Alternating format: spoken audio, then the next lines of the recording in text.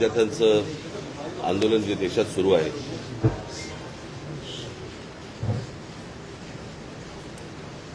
आणि ते कशा प्रकारे चिरडण्याचे पण प्रयत्न सुरू आहेत हे देखील आपल्याला समजतंय. खरं तर ते संपूर्ण आंदोलन हे शांततामय पद्धतीने सुरू झालेलं आंदोलन होतं आणि ज्या प्रकारे आज केंद्रातनं ज्या प्रकारचा दबाव त्या मुलांवरती आणला जातोय, मुलींवरती आणला जातोय, त्यांना ज्या प्रकारे मारलं जातंय आणि त्याचे सगळे परिणाम हे संपूर्ण देशभर उमटत आहेत. तसेच ते महाराष्ट्रात देखील उमटत आहेत, तसेच ते मुंबईमध्ये देखील उमटत आहेत. तुम्ही सगळेजण बघताच आहात. खरं तर ही साधी गोष्ट होती.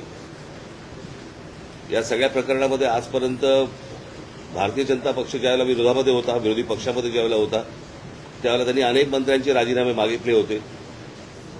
मला आजही आठवते की त्या रजा अकादमीच्या विरोधात ज्यावेळेला मी मोर्चा काढला होता त्यावेळेला आम्ही मुंबई पोलीस कमिशनरांचा आम्ही राजीनामा मागितला होता, त्यावेळेला अरूप पटनाईकांचा, आणि त्याच्यानंतर त्यांना पदावरनं बाजूला करण्यात आलं होतं काँग्रेसच्या काळात. मुंबईमध्ये ज्या वेळेला ते कसाब वगैरे सगळे आलं, 26/11चं प्रकरण झालं, त्यावेळेला आर पाटील असं म्हणाले होते की बडे बडे शहरों में छोटी छोटी बातें होती रहती है. या एका वाक्यावरनं त्यांना गृहमंत्री पदावरनं काढून टाकण्यात आलं होतं. आणि साधारणपणे पदाची ज्यावेळेला तुम्ही जबाबदारी घेता त्यावेळेला पदामधनं आलेल्या अपयशाची देखील जबाबदारी ही तुम्हीच घेतली पाहिजे. हीच खरी तर मागणी आहे.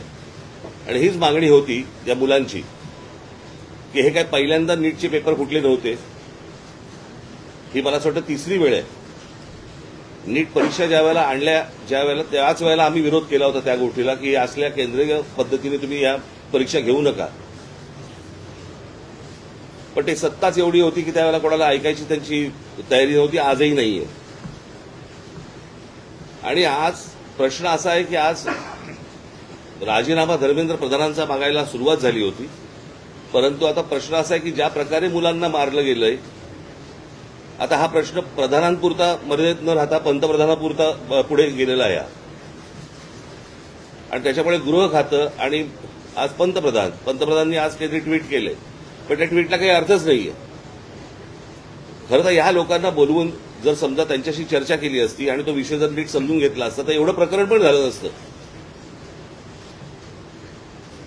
पण मला काही समजतच नाहीये की या सगळ्या गोष्टींचा एक सरकारी सत्तेचा एक जो उद्दामपणा जो आहे हा कशासाठी आहे.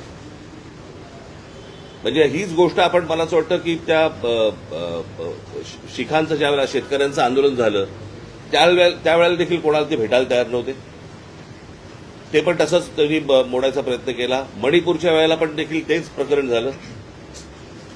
आता अनेक आंदोलनं ज्यावेळेला होत आहेत, आज ग्रामीण महाराष्ट्रामध्ये अनेक आदिवासींची आंदोलनं होत आहेत, तिकडे लक्ष द्यायला वेळ नाहीये. म्हणजे कसला ही कुठली सत्ता आणि हा कुठला सत्तेचा बाज.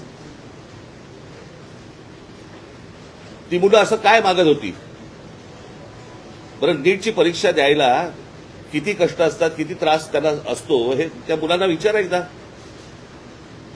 माझा एक जुना व्हिडिओ तुम्हाला आठवत असाल, तर मी कुठेतरी तो व्हायरल होताना दिसतोय की ज्यावेळेला मी पंतप्रधानांशी मी बोललो होतो नीटच्या परीक्षेबद्दलच, आणि मी त्यांना त्यावेळेला सांगितलं होतं आज शेतकरी आत्महत्या करतायत, उद्या हे विद्यार्थी आत्महत्या करतील, आणि तेच झालं. आज ही मुलं आत्महत्या करतायत. आणि त्यांचा सगळा जो राग आहे आज त्या विद्यार्थ्यांबरोबर इतरही लोक आज या आंदोलनामध्ये आज आलेले आहेत. आणि मला असं वाटतं की हा एकूणच सिस्टीमच्या विरोधातला राग आहे. ज्या प्रकारे आज देशामध्ये गोष्टी सुरू आहेत त्याच्याबद्दलचा राग आहे आणि तो राग सगळेजण व्यक्त करतायत. आज प्रत्येक घरामध्ये ज्यांची मुलं नीट परीक्षेला बसलेली नाहीयेत त्या आयांना आणि वडिलांना देखील त्यांना पण त्रास होतोय हे सगळं बघून. आणि आज जी मुलं आज इकडे मोठ्या ज्या अपेक्षेने आज आली, मला असं वाटतं त्याचं पुढे काय करायचं, त्याला कशी वाट करून द्यायची याचाच आम्ही विचार करत होतो. मला असं वाटतं उद्धव आपल्याशी बोलतील. एक सांग ना कार्यक्रम जाहीर करून. आणि त्याच्यामुळे आम्ही 26 तारखेला आम्ही एक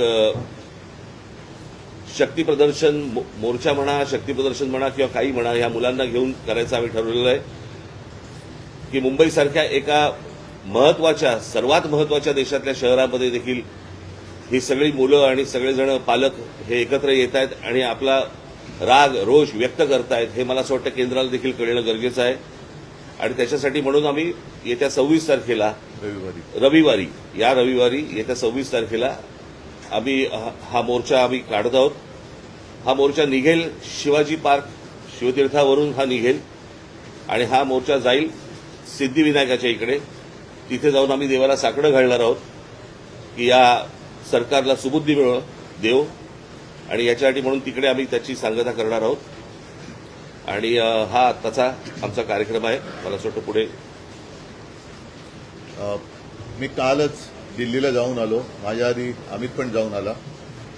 आपल्या माध्यमातून ही दृश्य संपूर्ण जग पाहत आहे. एक गोष्ट नक्की की हा विषय केवळ नीटच्या परीक्षेपुरता मर्यादित नाहीये. कारण ज्या वेळेला मी गेलो माझ्यासोबत संजय राऊत होते, अनिल देसाई, अरविंद सावंत ही सुद्धा मंडळी होती, खासदार होते. आणि त्या गर्दीमध्ये एक व्यक्ती राजा तिकडे संजयला असं भेटला की त्यांनी विचारलं की आप कहाँ से आए हो. संजयने विचारलं तर मैं बिहार से आया हूं लेकिन मैं हूं तो मध्य प्रदेश का. तर तो काय विद्यार्थी वाटत नव्हता पण मध्यमवयीन तरुण होता. तर त्याला विचारलं आप क्यों आए हैं. तर त्यांनी सांगितलं की माझा व्यवसाय नीट चाललेला होता, माझी रोटी व्यवस्थित चालू होती, पण नोटबंदीच्या वेळेला माझी पूर्ण उद्योगधंदा रोजीरोटी उद्ध्वस्त झाली आणि तो राग व्यक्त करायला मी आलेलो आहे. म्हणजे हे एक निमित्त झाले असं म्हणा पाहिजे तर, परंतु हा गेल्या काही वर्षातला राग हा आता उफाळून वरती आलेला आहे. दुर्दैवाने आज मी वृत्तपत्रात वाचलं आणि कालच आपल्या माध्यमातून मी बघितलं की न्यायमूर्तींना किंवा न्यायालयाला या प्रकरणाकडे लक्ष द्यायला वेळ नाही असं ते म्हणाले. आता विषय असा झालेला आहे की दिल्लीमध्ये मला सुद्धा तिथल्या काही मुली भेटल्या आणि त्या संतप्त होत्या. त्या सांगत होत्या की आमचे कपडे फाडले गेले, वाटेल तसं मारलं गेलं, काही ठिकाणी तर लाठ्या काठ्यांना खिळे लावून, गजलेले खिळे लावून मारलं गेलं, डोकी फोडली गेली. आणि काल एक व्यक्ती जी महिला म्हणजे मुलगी जी अत्यवस्थ होती, मला कल्पना नाही, आता तिचं येता वाचलं, आता आहे की नाही मला माहिती नाहीये. तर एक एक असे अत्याचार वाढत चाललेले आहेत. न्यायालयाला कबूतर, कुत्रे यांच्याकडे लक्ष द्यायला वेळ आहे, पण कॉक्रोचकडे लक्ष द्यायला वेळ नाही. हे दुर्भाग्य आहे.